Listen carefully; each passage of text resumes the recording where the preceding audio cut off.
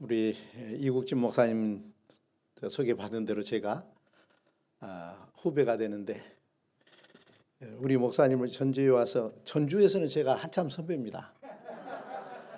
완주 창조교회라고요. 전주역 맞은편에 전주역에서부터 다리를 지나서 가게 되면 4.2km 정도 떨어져 있는 곳이에요. 근데 그 교회 올해 7월 달에 만 25년 제가 심호하게 됩니다. 또 이렇게 전주 지역에서 사역을 하는 가운데 우리 종신대학교 선후배 목사님들과 함께 만나서 교제하고, 요즘 코로나 때문에 만나는 상황이 여의치 않는데요. 목사님이 전주에 오셔서 또 사역을 하게 되었고, 그리고 또 책을 통해서 제가 평소에 관심을 가졌던 목사님이셨는데, 또 우리 교회에서도 목사님이 지금 한 12, 13년 됐습니까? 책 예수는 없다. 꽤 됐을 겁니다. 20년요? 벌써 그렇게 됐나요? 예. 도울이 예수는 없다 하는 것에 대해서 우리 목사님께서 성경적으로 아주 반박을 해서 의심을 가지는 만한 그런 상황 속에서 많은 성도들에게 유익을 줬었는데, 저희 교회에서도 그때 그 책을 가지고 같이 공부한 적이 있었습니다. 또 이렇게 선후배 관계로 만나서 교제하는 가운데 오늘 또 귀한 교회에 와서 말씀을 또 전할 기회를 갖게 되는데요. 목사님 1시간 씻을 수 있는 시간을 드린다는 생각을 가지고 왔습니다. 여러분들 좋은 교회를 꿈꾸시죠? 예수 비전교회가 좋은 교회가 되기를 소원하시잖아요. 좋은 교회가 어떤 교회죠? 좋은 교회. 우리는 흔히 나름대로 자기 나름대로 이 좋은 교회를 꿈꾸면서 어떤 이상적인, 원래 이상이란 말 자체가 실존하지 않는 거예요, 이 땅에. 아이들이라는 말 자체가 그리스 철학에서 나올 때 눈에 보이지 않는 세계 속에 있는 실제하는 거란 말이죠. 그러나 세상에서는 경험할 수 없는 겁니다. 나중에 이제 우리가 그 성경에 보게 되면 이 땅에 존재하지 않지만 우리가 사모하면서 눈으로 경험할 수 없고 볼 수 없는 그 땅이 우리가 천국인데, 그 천국은 우리가 이 땅에서는 찾을 수 없어요. 우리가 유토피아란 말 자체가 실존한 이곳에 없는 자리라는 말이에요. 유토피아라는 말이 두 가지 말이 섞여 있어요. 아니라는 말과 땅이라는 말. 그 두 단어가 합해진 건데, 사람들이 이 땅에서 경험할 수 없는 곳이라는 거죠.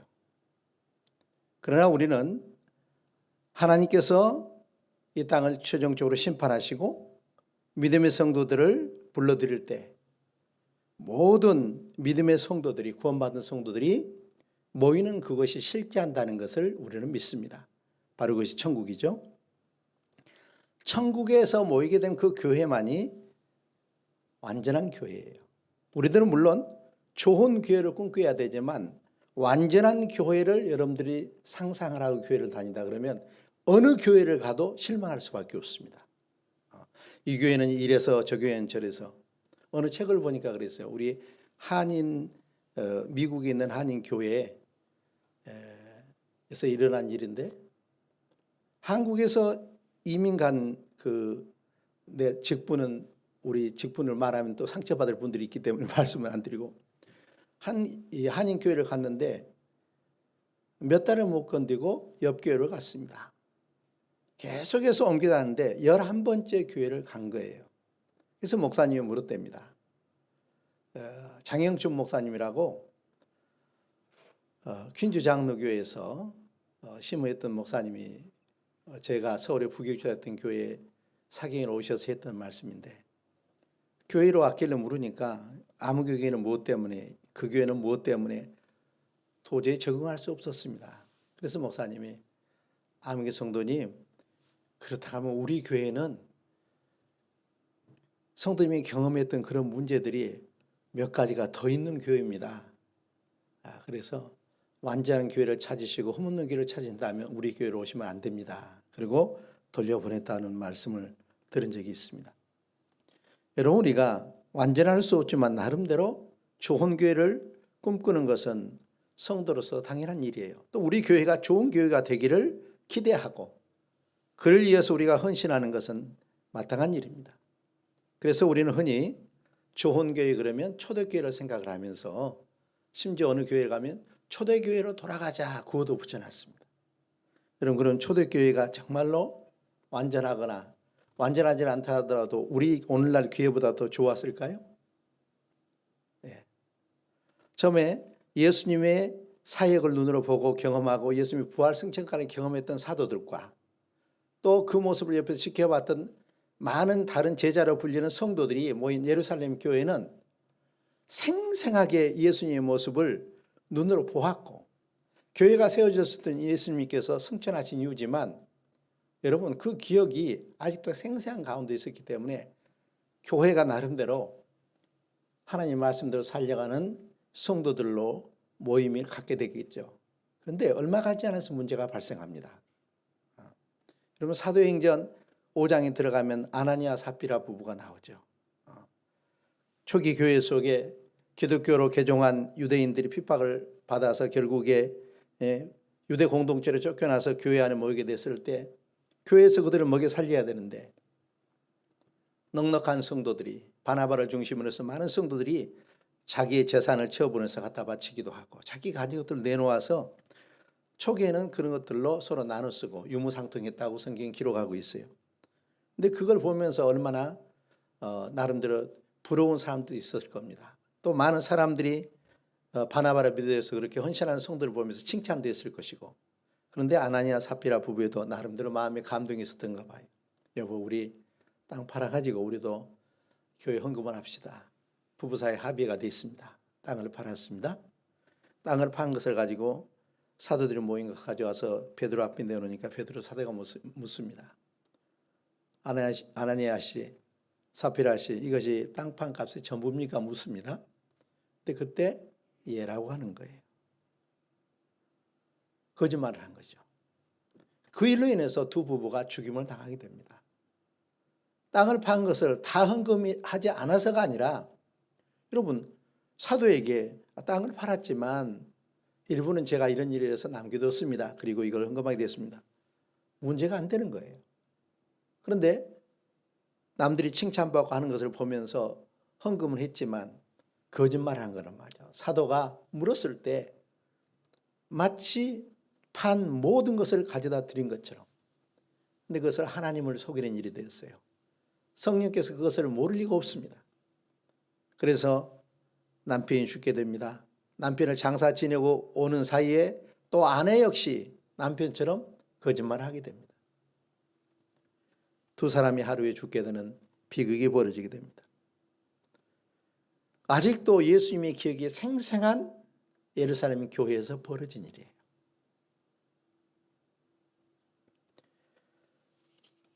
그것뿐만 아니라 교회가 부흥하는 가운데 사도행전 6장에 보게 되면 교회 안에 구제 대상들이 늘어나게 되면서 히브리파 과부된 자들, 여인들에게 물품이 주어지는 것과 헬라파 과부인 부인들에게 주어지는 그 구호품이 평등하지 못했던 것 같아요. 그런데 그 일을 집행한 사람들이 사도들이었습니다. 그게 우리가 성경에 나와 있지는 않지만 짐작컨대 사도들이 일부러 차별을 했을 리는 없을 것 같아요. 그럼 어쩌다 일을 하다 보니 이방 헬라파 과부들은 이방 지역에서 이스라엘로 이주해온 사람들이란 말이죠. 그런데 본토백의 그 혼자 된 그 과부들에게는 많이 주는 것 같고 자기들에게는 소홀한 것 같아가지고 유대파 사람들에게 원망하고 불평하기 시작했어요. 여러분, 이렇게 원망하고 불평하는 마음을 가지고 예배하는 자리에서 은혜를 받을 수 있을까요? 더구나 사도들 때문에 일어난 일이에요. 사도들이 직접 구제하는 일을 했단 말이에요. 이 교회 비상이 걸린 겁니다. 사도들이 고민하게 돼요. 그래서 이제 이 해결책을 생각을 하는데 우리들이 하나님 말씀을 전하는 것, 기도하는 것 외에 봉사하는 일까지 같이 하다가 선한 의도를 가지고 했지만 결과가 사도들이 오해를 받게 되고 또 헬라파 사람들과 본토백의 유대파 사람들 사이에 서로 반목하는 일이 벌어지니까 그것을 어떻게 해결할까 고민한 가운데, 기도한 가운데 그 해결책으로 일꾼들을 세우게 되는 거예요. 그래서 사도행전 6장에서는 최초의 7명의 일꾼을 세웠다. 우리 흔히 그냥 집사 그러는데 우리 성경에는 일꾼으로 번역을 하고 있어요. 직분을 말하고 있지 않습니다. 근데 그 일꾼들을 세울 때 조건이 뭐였느냐? 성령의 충만함을 받은 사람이었습니다. 지혜로운 사람들이었어요. 분별력 있는 사람들. 뿐만 아니라 사람들로부터, 교인들은 물론이고 주변 사람들로부터 칭찬을 듣는 사람 7을 추천을 받아서 택한 다음에 사도들이 안수하고 세웠다 이 말이에요. 그들을 통해서 이제 교회가 힘있게 성장하기 시작합니다. 사도들이 오해받을 일이 없고 기도하는 일에 전념하고 말씀에 전념하고 하다 보니까 말씀이 왕성해져 갔다. 말씀이 더욱더 권세 있게 되고 성도들이 말씀 속에 감동을 받게 되고 더불어서 교회가 성장 일로를 걷게 되었습니다. 여러분 이런 과정 속에도 보게 되면 교회 안에 심지어 사도들이 하는 일인데도 불구하고 실수가 있을 수 있고 사도들이 고의적으로 했을 일은 없겠지만 받는 사람 입장에서 나는 왜 이렇게 적은가? 나는 타지 출신이라고 이렇게 차별되어 하는가? 얼마든지 오해할 수 있잖아요. 그런 오해 소지를 없애고 사도들이 온전하게 말씀 사역, 기도 사역에 충실하기 위해서는 협력자들을 세워야 되겠다. 그래서 교회 일꾼을 세웠던 겁니다. 이 일꾼들이 세워진 다음에 교회가 날로 성장하게 됩니다.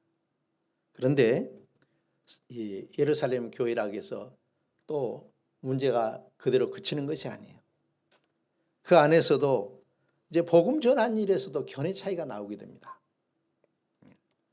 여러분들 사도 베드로는 유대인들 중심으로 복음을 전하는 것이 합당하다. 아직도 유대교적인 그런 마음을 벗어나지를 못하는 거예요. 그런데 나중에 보겠지만 사도 바울 같은 경우는 그런 유대인 출신에서 불구하고 이방인의 선교사로 나가게 됩니다. 유대인뿐만 아니라 이방인들도 복음 안에서 얼마든지 변화되고 하나님의 자녀가 될 수 있다는 확신을 가지고 이방인 복음을 전하러 가잖아요.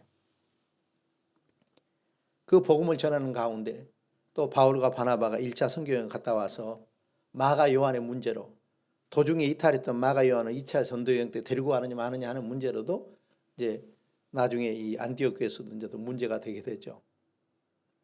이런 이 일들 가운데 어느 교회고 초기 예루살렘 교회도 마찬가지고 안디옥 교회도 마찬가지고 교회가 선한 일을 하고 하나님의 일에 열심을 내지만 어디에도 문제가 없는 완전한 모든 사람을 만족시켜줄 만한 교회는 없는 겁니다. 오늘 읽은 이 고린도후서는 사도 바울이 이제 성경에 보기에는 우리는 전서와 후서만 나와 있지만 학자들이 견해에 따르면 성경에 이 나타난 글을 보게 되면 사도 바울이 적어도 4번에 걸쳐서 글을 썼던 것, 편지를 썼던 것으로 우리가 짐작할 수 있어요. 그런데 오늘 이 고린도후서는 우리가 잘 알다시피 고린도전서를 통해서 또 그리고 그 전에 눈물을 흘리면서 너희들이 당부했던 글이라는 말이 나온단 말이죠. 그런 걸 통해서 고린도 교회의 여러 가지 문제들을 고치려고 사도 바울이 노력을 했지만 그것이 고쳐지지 않고 있었습니다. 그래서 사도 바울이 그런 문제들을 바로잡기 위해서 이제 고린도후서를 썼는데 고린도 교회는 사도 바울이 누구보다 애정을 가졌던 교회예요.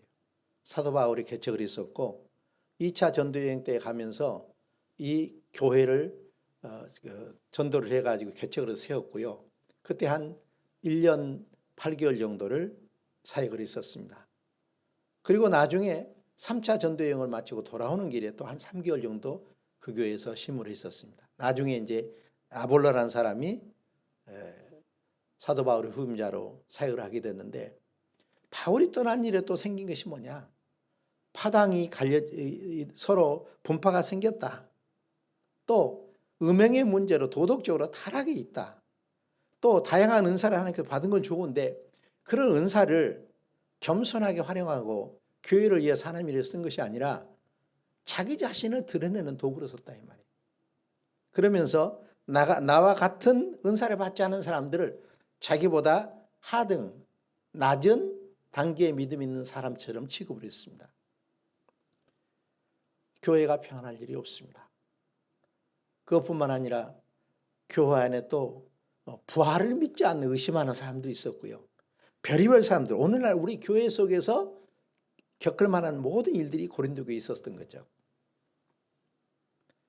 그러한 교회를 염려했던 사도 바울이 이 교회에 연약한 그런 부분들을 바르게 잡고자 이 고린도후서를 썼는데, 오늘 우리가 읽은 본문 속에서 하나님의 교회는 결코 어떤 뛰어난 능력자 한 사람으로 해서 되는 것이 아니라 하나님께서 세우신 주의 종들과 또 협력하는 여러 일꾼들이 같이 협력 사역하는 가운데 세워져야 된다는 거죠. 그래서 바울 사도는 자기 자신이, 오늘 고린도서 5장 17절에 보면 누구든지 그랬어요. 자기 자신만이 아니라 자기를 포함해서 모든 그리스도인들, 누구든지 그리스도 안에 있으면, 그리스도 안에 있다는 말은 예수 믿는 믿음으로 산다 이 말이죠.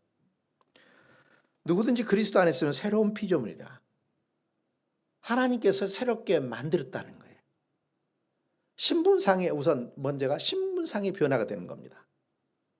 신분이 어떻게 되는 거죠? 로마서에 이야기 되면 우리는 예수 그리스도를 만나기 전에 죄의 종로로 다른 사람들이에요. 에베소에서도 나오는 말씀입니다.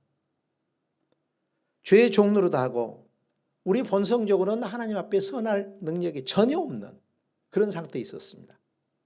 여전히 죄짓기를 즐거워했습니다.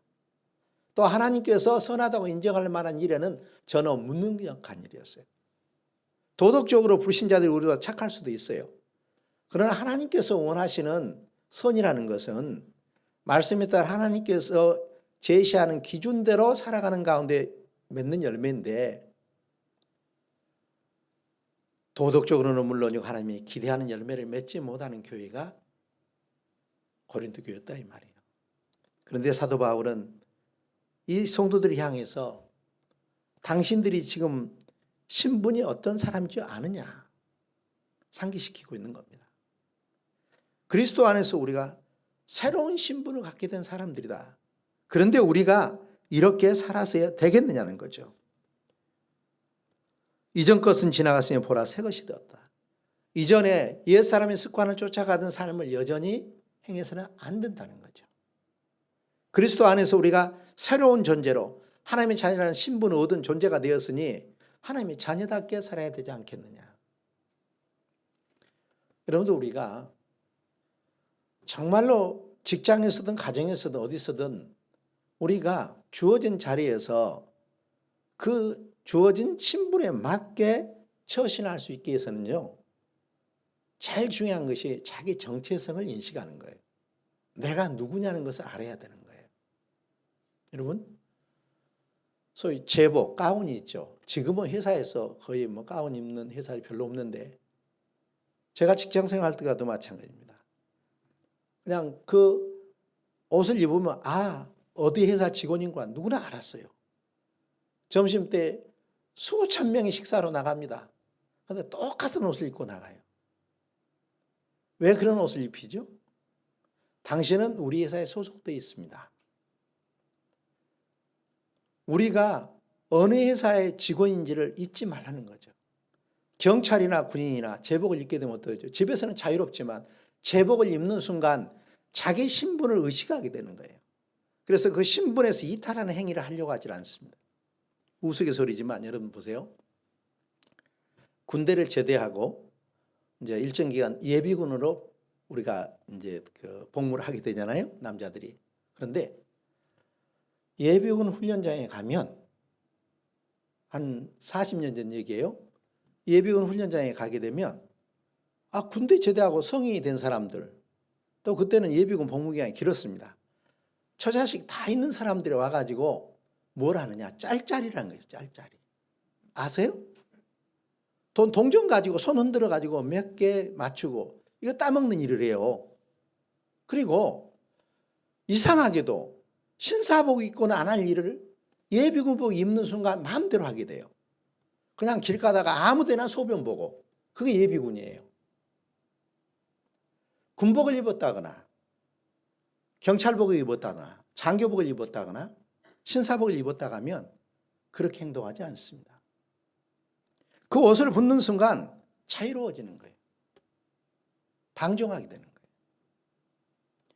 여러분, 우리가 좋은 교회를 위해서는, 저는 우리 목사님은 제가 그런 면에서 정말로 존경하고, 학자로서 진리를 바르게 선포하는 일은 대한민국에서 둘째랑 서로 하실 겁니다. 그런 면에서 여러분들은 걱정할 필요 없습니다. 목사님 말씀대로 믿고 따라가면 되는 거예요. 그러나 삶을 제가 목사님 옆에서 다 하나하나 볼 수는 없지만, 그러나 풍겨 나오는 그 인품에서 느끼는 겁니다. 존경스러운 마음을 갖게 돼요. 여러분, 교회가 좋은 목회자를 모시고 있다는 것은 복된 일이에요. 그러면 좋은 목회자 한 분으로 교회가 좋은 교회가 되는가? 천만의 말씀입니다. 성도들이 좋은 성도가 돼야 되는 거예요. 특별히 교회의 재직이라는 것은 모든 일꾼들의 모임이 재직이에요. 그래서 목사, 장로, 권사, 집사, 거기다 부족하니까 또 서리 집사까지를 도와가지고 재직을 이루잖아요, 대부분. 교회에 일꾼으로 부름받은 재직들이 내가 어떤 사람이냐, 교회에서 내가 어떤 사람이냐, 또 가정에서 직장 어떤 사람이냐, 자기 정체성을 잃게 되면, 자기 신분의식을 갖지 못하게 되면 방종에 빠지기 쉽다, 이 말이에요. 그래서 사도 바울은 18절에 이렇게 말합니다. 모든 것이 하나님께로 났으며 그가 그리스도로 말미암아 우리를 자기와 화목하게 하시고 또 우리에게 화목하게 하는 직분을 주셨다. 교회 안에서 중요한 거 뭡니까? 이 화목이란 말을 썼습니다. 평화, 화평이란 말도 있지만 그것은 전쟁이 끝나서 걱정할 것이 없는, 싸울 일이 없는 그런 상태를 한다고 하면, 화목이라는 것은 서로 사이좋게 지내는 거예요. 그런데 본래 성경에 보게 되면 아담 이후 우리 인간과 하나님의 관계가 어떤 관계였느냐? 원수 관계였어요. 인간의 죄로 인해서 인간이 하나님 앞에서 원수 관계를 행했다, 이 말이에요. 그러니 하나님께서 우리를 상대하지 않습니다. 그래서 하나님과 인간 사이에 장벽이 생긴 거예요. 단절이 된 거예요. 소통이 끊어져 버린 거예요. 여러분, 사람이 숨이 쉬어지지 않는다, 기도가 막혔다, 공기 흐름이 끊긴 거잖아요. 죽는 겁니다. 여러분, 뇌경색, 중풍, 피가 막혔다, 순환이 안 되니까 얼마 가지 않아서 죽게 되는 겁니다. 우리가 관계 속에서도 소통되지 아니하면, 이런 부부 사이에서 대화가 없다, 우리는 서로 말 안 해도 서로 아는 사이야, 여러분, 그런 가정은 위험해요. 어떻게 아무리 오래 산다 할지라도 말 안 해도 그 사람의 마음을 다 알 수 있어요? 천만에요. 관계의 단절이라는 것은 죽음이에요. 그래서 우리가 기도할 때 죄와 허물로 죽을 수밖에 없는 이렇게 기도하시는 분들이 간혹 있어요. 우리 교회 같은 경우 그렇게 하지 말라고 그래도. 성경은 예수 믿기 전에 우리의 상태를 죄와 허물로 죽었던 너희예요. 아담 안에서 우리들은 육신적으로 다 아담의 후손으로 태어났잖아요. 다 이미 영적으로 죽은 존재로 태어난 겁니다. 그리스도 안에서 우리가 살아난 거죠, 영적으로. 그러나 우리는 육적인 부활의 때는 아직 우리가 기다리고 있습니다. 그런데 하나님과 우리 사이에 원수 관계가 되어서 단절이 되고 불리한 것은 누굽니까? 인생들이에요. 우리들이 아무리 착하게 살고 순종한다고 해서 하나님께 뭐가 좋은 것이 더 채워질 수 있는가? 천만에요. 하나님 스스로 자족하시는 분이에요. 우리가 하나님께 영광을 돌린다는 것은 우리가 하나님께서 뭘 채워줘 가지고 세상 사람들이 하나님 더 잘 보이게 한다는 것이 아니라 하나님의 본래 누군가를 드러내는 것이 영광을 돌리는 거예요. 자, 올림픽에 경기 가서 우리나라 선수들이 시합을 한다. 그리고 그때 그전에는 막 울면서 예수 믿는 친구들 하나님께 영광을 돌린다. 보통 사람들이 부모님께 영광을 돌린다. 선생님께 영광을 돌린다. 그 영광을 돌린다는 말이 무슨 말인가? 그분들 때문에 내가 이렇게 됐습니다. 그분들 때문에 내가 오늘 이런 자리에 이르게 됐습니다 하면서 그분들을 드러내는 행위가 영광을 돌리는 거라 이 말이죠. 그러면 죄와 허물로 죽었다가 하나님께서 예수 그리스도 안에서 우리를 살리셨다고 그랬어요. 믿음으로 우리가 살아난 거죠. 그렇게 하나님께서 하신 일이 뭔가? 왜 하나님께서 우리를 다시 살리셨는가? 사도 바울은 그것을 아직도 예수 그리스도를 알지 못하는 수많은 사람들에게 자기가 예수 안에서 거듭나고 다시 생명을 얻은 것처럼 그런 사람들로 하여금 예수 그리스도를 알게 해서 그들 또한 구원받고 천국을 유업으로 받는 백성으로 살아가도록 하기 위해서 나를 먼저 구원하셨다는 고백을 해요. 그렇다고 하면 오늘 저와 여러분들 다 마찬가지입니다. 물론 하나님께서 나를 긍휼히 여기셔서 구원하셨지만 그것 자체가 목적이 아니고 먼저 구원받은 우리를 통해서 수많은 불신 영혼들에게 복음을 증거하도록 하기 위해서 우리를 먼저 부르셨다 이 말이죠. 바로 그리스도 안에서 일꾼이 되었다는 것은 다른 것이 아닙니다. 하나님께서 맡기신 일 가운데 가장 소중한 일은 복음을 증거하는 일이에요. 오늘 말씀에 보게 되면 화목하게 하는 말씀을 부탁했다는 겁니다. 여러분, 하나님께서 죄함으로 죽었던 우리들을 예수 그리스도를 보내셔서 대속의 제물, 우리의 죄값을 대신 청산하게 하시고 예수님이 하신 그 일 자체를 보시고 우리를 불쌍히 여기셔서 죄 없다고 여겨주신 거예요. 실제적으로 우리는 여전히 연약한 부분을 가지고 있습니다. 여러분, 오직하면 사도 바울이 로마서 7장 14절 이하에 보게 되면 자기 안에 마음 한편에서는 성령의 감동을 주심을 따라서 살고 싶은 마음이 있다고 그랬어요. 근데 또 한편은 여전히 내 육신적인 욕심이 있어서 둘이 싸우는 겁니다. 그런데 속된 말로 사도 바울이 이런 표현하죠. 오라 나는 공고한지라. 제가 속된 말을 좀 쓸게요. 우리가 제일 이해하시면 아이고 나 미치겠네 이 말이에요. 내가 그리스도 안에서 거듭났음에도 불구하고 왜 내 마음속에 여전히 마음 한구석에가 이런 죄된 본성의 그림자가 있는가? 성령의 감동하심에 따라가려고 할 때 그 육신적인 생각은 자기를 끌어가는 거예요. 대사도 바울조차도 그런 고민을 안고 있었던 거죠. 그렇다고 하면 저와 여러분들은 오직하겠어요.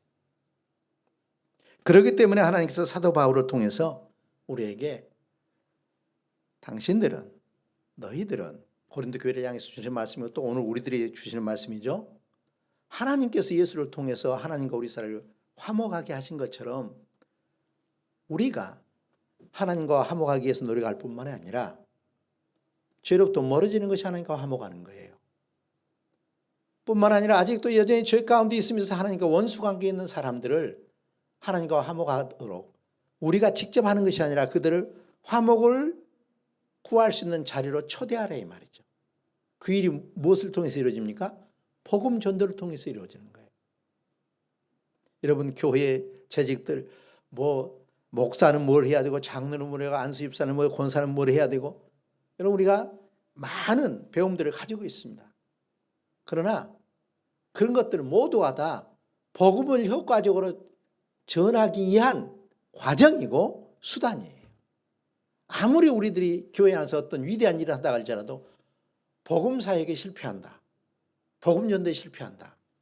여러분 교회에서는 충성한데 여러분 가까운 이웃들에게 여러분들이 예수 그리스도의 향기가 아니라 악취를 풍기는 삶을 살고 있다고 하면 우리는 입으로는 복음을 전하지만 행위로는 복음을 가로막는 일을 하는 거예요. 그런 면에서 우리들은 그리스도 안에서 새롭게 신분을 가졌다. 하나님의 자녀라는 신분을 갖게 됐다는 거죠. 그렇다면 자녀답게 살라는 거예요. 그것이 교회 안에서 화목을 도모하는 일이고 또 교회 밖에 아직도 그리스도 안에서 살지 못하는 하나님과 여전히 원수관계에 있는 수많은 사람들에게 복음을 전하여 그들이 죄사함을 받고 하나님과 화목을 하도록 바로 그 일을 하는 것이 오늘날 우리들이 해야 할 일이라는 거죠. 그러면서 화목하게 하는 그 직분 자체를 사도 바울은 자기 자신에게 이렇게 표현을 합니다. 20절에 그러므로 우리가 그리스도를 대신하여 사신이 되었다. 예수님을 대신하니 사신이란 말이 원래 로마 황제가 보낸 특사, 오늘날로 말하면 어떤 대사라든가 특사 그런 자격이라고 보면 돼요. 원래 정권 대사란 말에 줄여서 대사라고 하는데 대통령이 모든 나라에 갈 수 없기 때문에 자기를 대신할 사람을 외국에 상주시켜요. 그러면 그 본국의 지위를 받아서 그 나라와 모든 일을 하게 될 때 그 나라 대통령이 한 행위로 간주를 해주는 겁니다. 그러면 사도 바울은 자기가 그리스도를 대신한 사신이 되었다는 것은 예수님께서 자기에게 맡기신 복음 사역을 증거하는 종이라는 것을 인식을 하고 있다는 거예요. 여러분, 우리가 이걸 잊어버리면 자기 마음대로 신앙생활 하는 겁니다. 열심은 있지만 여러분들, 로이드 존스 목사님이 원래 외과 의사였습니다. 외과 의사였어요. 그런데 그분이 그래서 로마서를 강의한 것을 제가 이제 서문가 목사님 밑에서 제가 그 강의하는 과정 속에 6권까지 할 때 제가 이제 돕다가 왔는데 그분 아주 책을 두꺼운 책으로 15권이에요. 예? 설교 한 편이 보통 한 60분 정도에 분량. 여러분들이 그 책을 읽으려면 지루해서 못 읽습니다. 정말로 은혜로운 말씀인데 글로 읽으면 너무나 지루해요. 근데 그분이 그런 비유를 썼어요. 자기가 의사였기 때문에. 여러분, 의사가 수술은 성공했어요. 암은 잘라냈어요. 근데 환자가 죽었어요. 여러분, 그 수술이 성공한 거에 실패한 겁니까? 암 제거를 했다니까요. 배를 가르고 암을 깨끗이 지워냈어요. 그 배를 꼬맸는데 환자가 죽었어요. 그러면 암 제거 수술이 성공한 거예요? 실패한 거예요? 실패한 거잖아요. 사람이 살지 못하면 실패한 거예요. 여러분, 우리가 아무리 교회에서 충성하고 열심을 다한다 할지라도 예수님을 대신한 복음의 일꾼이라는 사실을 우리가 알지 못한다 하면, 그 일이 우리의 주 업무라는 것을 알지 못한다 하면 우리는 어떤 일에 열심을 했어요. 수술하는 외과 의사처럼 열심히 했는데 열매가 없어요. 생명구원에 열매가 없습니다. 그래 우리의 믿음의 생활은 천국에 못 간단 말이 아니라 이 땅에 살아가는 동안 하나님께서 기뻐하는 일에는 실패하는 자가 되고 만다는 거죠. 그래서 우리는 하나님 앞에 하나님 스스로가 우리를 화목하게 하셨고 사이를 또 우리에게 화목하게 하는 직분을 주셨는데 그 직분은 바로 복음을 통해서 수많은 사람들을 하나님께 인도해서 그들이 변화되어 또 하나님의 자녀가 되고 하나님의 자녀로서 특권을 누리게 되고 우리가 천국에서 만나게 되는 그 일에 우리가 헌신한다 이 말이에요. 여러분, 교회들이 복음 사역에 집중하게 되면 교회가 분란이 없습니다. 복음 사역에 집중하지 못하게 되면 항상 어려움이 있어요. 예를 들어서 교회가 정체되고 있다 그러면 성도들은 목사 잘못이다. 또 일부 성도들은 아무개 누구 때문에 교회가 부흥이 안 된다. 이런저런 얘기가 온다. 교회가 성장하게 되면 무조건 숫자적으로 성장한다는 말은 아니에요. 외적으로도 성장하고 내적으로 성숙하는 이 과정이 필요합니다. 그런데 그런 과정 속에서 우리들이 교회가 건강하게 좋은 교회로 나아가기 위해서는 우리 한 사람 한 사람이 나는 그리스도 안에서 화목하게 하는 직분을 받은 자다. 예수 그리스도를 대신한 복음의 사신으로 내가 부름을 받았다. 여러분, 이 일에 우리들이 전념한다 하면 이 일에 우리가 전념한다 하면 틀림없이 좋은 교회가 될 줄 믿습니다. 지금도 여러분 좋은 교회예요. 우리 목사님이 교인들을 잘 만났다고 그러시는데 제가 볼 때는 저는 여러분들 잘 몰라요. 근데 우리 목사님을 너무 잘 만나신 것 같아요. 그러니까 목사님이 여러분 인정하셨고 제가 목사님 인정하셨으면 잘 만난 거 아니에요? 그러면 진짜 우리들이 그리스도 안에서 화목하게 하는 직분을 행하기 위해서 우리가 가져야 할 마음의 자세가 뭘까요? 사도 바울은 그것을 빚진 자의 의식이라고 했어요. 빚진 자라고 그랬어요. 자기 자신이 하나님 앞에서 내가 왜 충성해야 되는가? 나는 죄인 중에 괴수였는데 다메섹 도상에서 예수님이 부활하신 예수님이 음성으로 만나 주셨습니다. 변화되었습니다. 그리고 복음을 전하는 자가 되었는데 그 은혜를 생각할 때 나 같은 사람이 어쩌다가 예수님을 만나고 이렇게 변화되고 이렇게 귀한 일꾼을 쓰임받는 걸 생각할 때 나는 무자격자야. 받은 은혜가 너무 커. 그렇다 하면 내가 이 은혜를 어떻게 갚을까? 그 은혜 갚는 것을 빚 갚는 거라고 생각을 한 겁니다. 그래서 복음이 빚쟁이라는 거예요. 이런 빚이라는 거 갚지 않으면 자유롭지 못한 거예요. 갚지 않고 버티다 보면 뭐 그냥 시간은 지날 수 있지만 나중에 법적으로 이자까지 다 물어내야 돼요. 빚은 갚아야 자유로워지는 거예요. 사도 바울은 마치 이 복음 전하는 일에 부득불해야 할 일이라고 생각을 할 때 왜 그랬는가? 나는 복음의 빚을 입은 자라. 하나님의 은혜로 나 같은 사람이 이렇게 변화됐고 구원받고 자녀가 되었고 내가 또 이렇게 귀한 직분까지 받았으니 나는 하나님의 빚쟁이라는 의식을 가졌던 거죠. 사랑하는 성도 여러분, 우리는 성경 속에 1만 달란트 빚진 자와 100데나리온 빚진 자 그 비유 속에서 한 임금이 1만 달란트 빚진 자를 탕감해 주잖아요. 1만 달란트는 액수가 얼마나 중요한 것이 아니라 인간의 능력으로 도저히 감당할 수 없는 양을 말해요. 엄청 평생을 벌어서 갚아도 해결할 수 없는 빚이 크게예요. 그런데 그걸 탕감해 갚을 수 없다는 걸 알기 때문에 너그러운 임금이 탕감해 줬어요. 신나가지고 나갑니다. 근데 궁궐 밖에서 길 가던 자기 친구를 만나 하필이면 100데나리온 빚진 자예요. 한 데나리온 그 당시에 하루 일당 해당 되니까 100데나리온이면 100일치니까 적은 돈은 아니잖아요. 석 달 봉급이 넘으니까. 근데 그 친구를 목을 틀어지는 거예요. 신하가 보고 와서 왕에게 고자질합니다. 방금 그 용서해 줬잖아요. 1만 달러 탕감해 줬잖아요. 그런데 그 사람이 나가다 자 친구 만나가지고 100데나리온 안 갚았다고 이렇게 목을 죄고 있습니다. 임금이 불러들이고 홀이라도 머리털만큼이라도 다 갚기 전까지는 남김없이 갚기 전까지는 못 나가게 한다 이 말이에요. 가두라는 겁니다. 이것이 우리가 받은 하나님의 은혜의 분량이고요. 사도 바울이 하나님 앞에 받은 은혜의 분량이었습니다. 바로 그것을 빚으로 생각하는 거예요. 그렇게 큰 은혜를 입은 내가 하나님 앞에 충성하지 않아서 되었는가? 사도 바울이 말하고 있는 겁니다. 사랑하는 성도님, 이제 말씀을 마치고자 합니다.